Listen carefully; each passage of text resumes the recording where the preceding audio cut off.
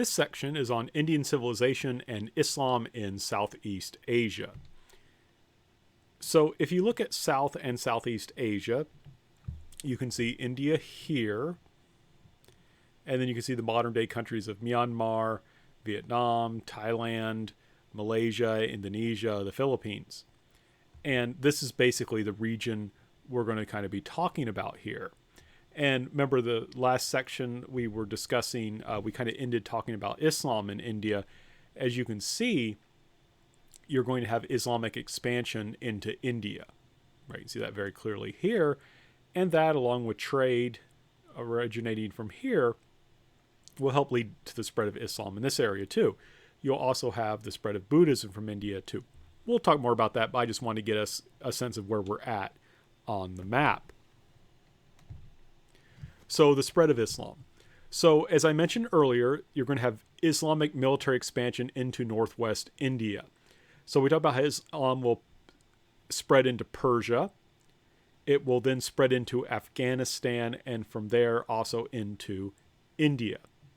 It will begin much like what we had against Persia and the Byzantine Empire. It starts off as just raiding, right?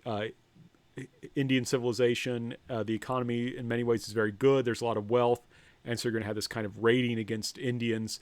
And basically, the idea is that, well, they're polytheists. They're worshiping many different gods. So it's kind of okay to raid. And as you raid and you see that they're weak, you're like, okay, let's just go ahead and take over.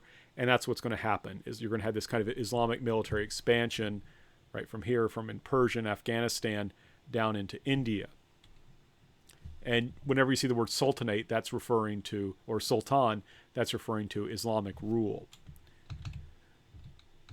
This will, of course, lead to the weakening of Buddhism. Remember, the Siddhartha Gautama was from the northwest of India. So that's where the heartland of Buddhism was. It's going to become weaker as you have Islamic expansion there.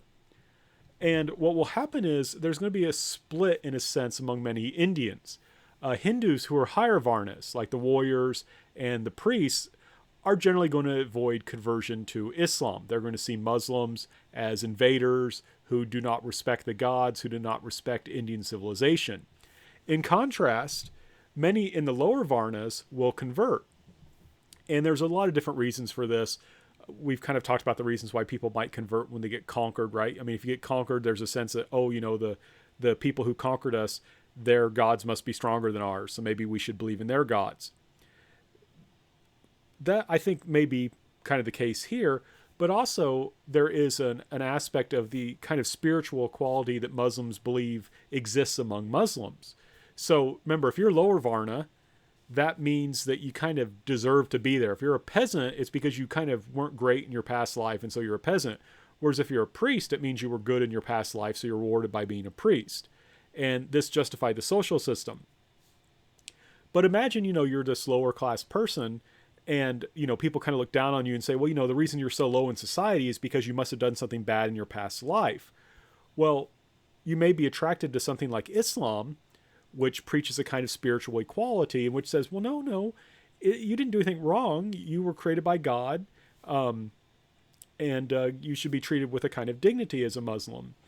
So that's going to attract some interest in Islam among many in the lower Varnas.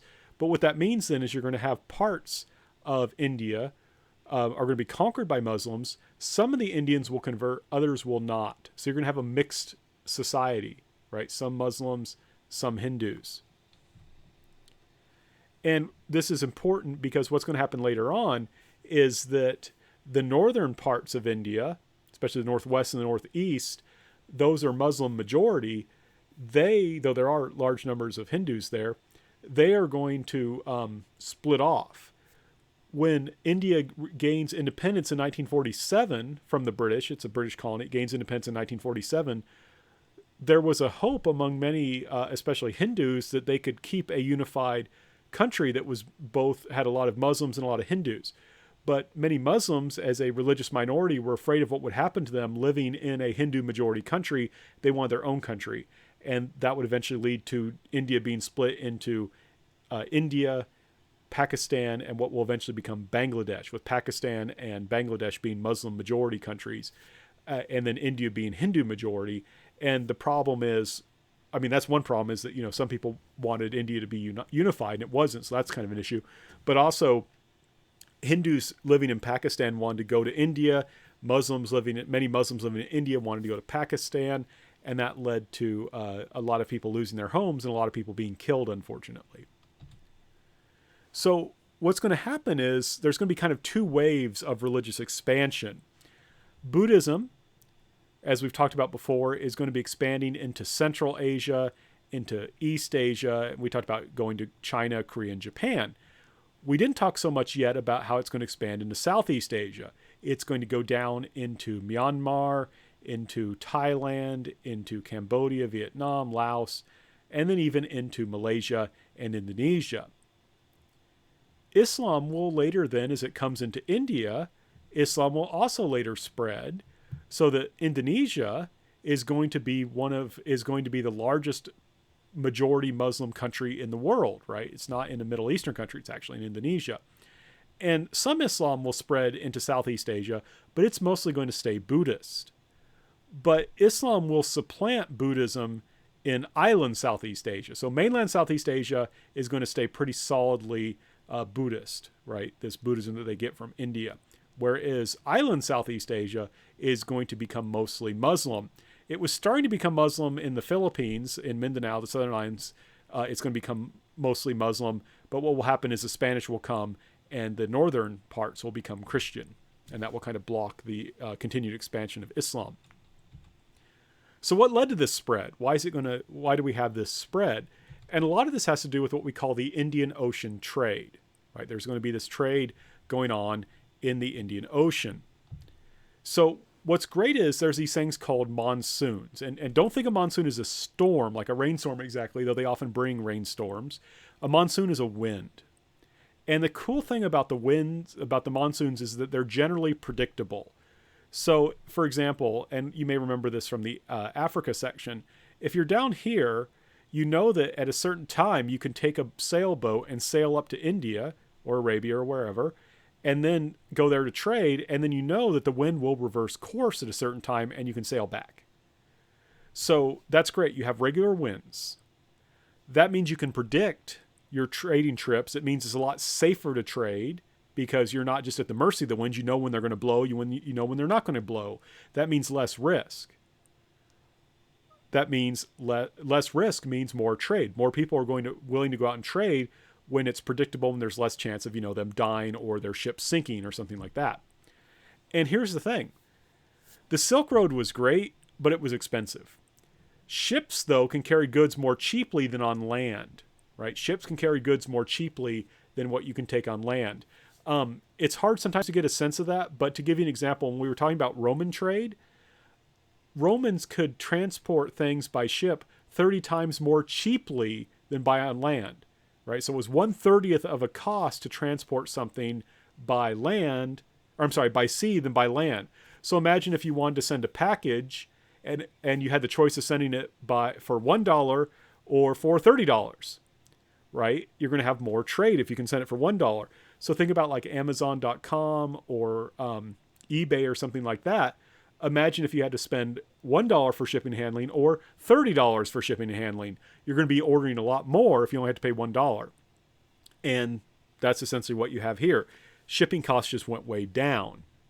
So what that means is it's now cheaper to ship stuff. So more people are able to buy stuff. The Silk Road was mostly for elite people. If you were a peasant, you're not going to be buying anything like, or even middle class, you're probably not going to have access to much silk. But things like spices, those things are going to become a lot cheaper to buy and more people are going to be able to buy them. So you're going to have the growth of mass markets because shipping costs go down.